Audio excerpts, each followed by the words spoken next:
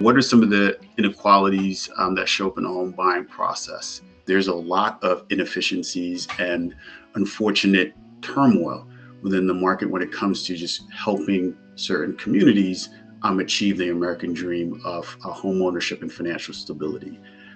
From, throughout going through the process in real estate, you have to qualify for a loan, right? In order to be approved, in order to even buy a home.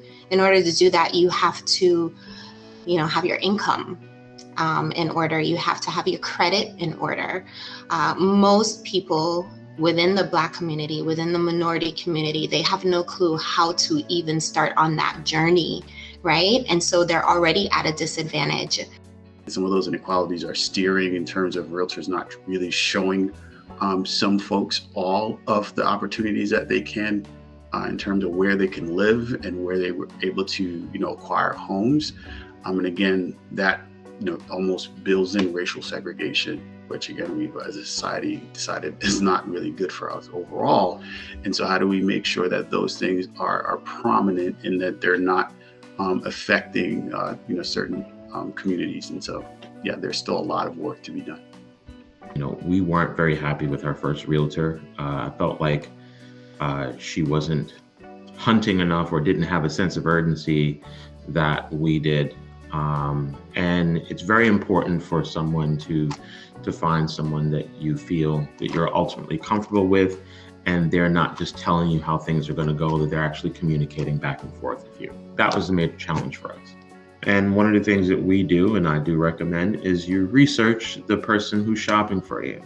We did some background on her, and while she seemed to have great reviews, they were all particularly people that looked like her. And we immediately noticed that all the feedback that she had gotten, we weren't exactly feeling the same way. It almost seemed like she was kind of gearing us to a particular type of neighborhood. So we immediately just parted ways with her and found someone that was a lot more amicable.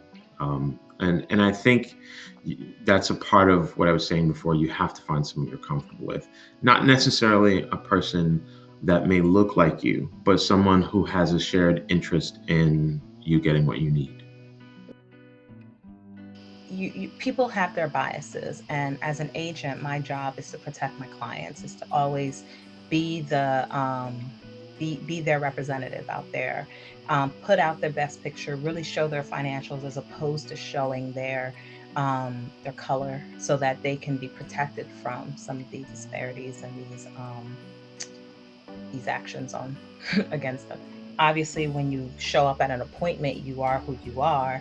But another trick to me is building a relationship with, if I'm on representing a buyer, building a relationship with the agent, the selling agent, so that they're seeing me as someone who's going to be productive, someone who's going to be supportive of getting this transaction to the finish line. And that way, again, their personal demographics won't come into play, because these people know that I'm a strong representative for my client, and my clients are definitely prepared and willing to get to the finish line. The reality is there's a lot of bias that exists that people don't understand that they have. I can't tell you how many times that I show up at a showing appointment and the listing agent will immediately introduce themselves to my clients, and then my clients have to point and say, but she's our representative. Recognizing and undoing some of the baseline implicit biases people have can only come from communication. Yeah, where you live is significantly important to the quality of your life. We're talking access to healthcare, hospitals, clinics, centers that, therapy centers, the quality of schools. Tax receipts are actually super important to being able to fund schools. So if you don't have, living in a great place with decent tax base that can support the funding for the schools that your kids are going to, that puts the education aspect at a lower tier.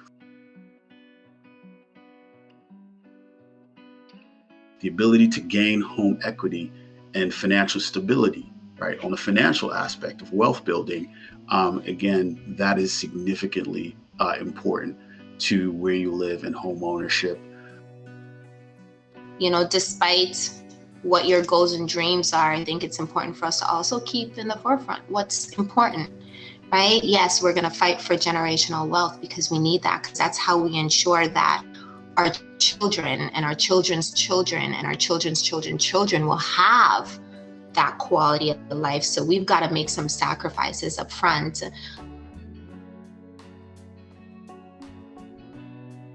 Financial literacy and financial education, and even, you know, budgeting when it comes to trying to procure home ownership is critical, because a lot of people, again, they don't understand that the way your bank statements look are a factor in underwriting. So, you know, it's not just about you having a certain amount of money in your bank when you go to underwriting. It's about the historical of, have you ever had NFS, overdrafts? Do you keep a certain amount of money in your bank account consistently, or does it fluctuate very dramatically?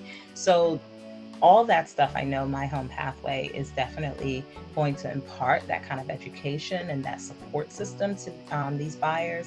I think that's critical, because it helps people to understand that, you know, being a homeowner or acquiring a home isn't just about when you get to that point where you have your 5, 10, or 20% down. It's really about what your financial picture looks like when you present it to the bank, because they're going to look at 6 months to a year of your information. For me, I've always been super focused on helping others. And, you know, again, being in banking for quite a long time, about 15 years in different capacities, you know, access has been a challenge, right, for a lot of folks. And how do you create the ability for more people to be a part of the American dream, right? And to actually have, you know, fair access to products and services that they should have.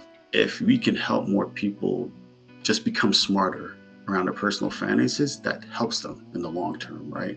And then that helps on the other side with all the other stakeholders, right, that are all in the mortgage and this financial services industry. So end of the day, it's all outcomes.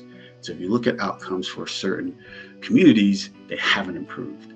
And so there's got to be better ways for us to actually effectively change outcomes kind of within our current infrastructure, right? So that really was what I was focused on. How do we move the needle and stop talking about moving the needle? Because everybody talks about it and recognizes it, but haven't done anything. So for me, it's, you know, taking words and putting into action and being super focused on outcomes.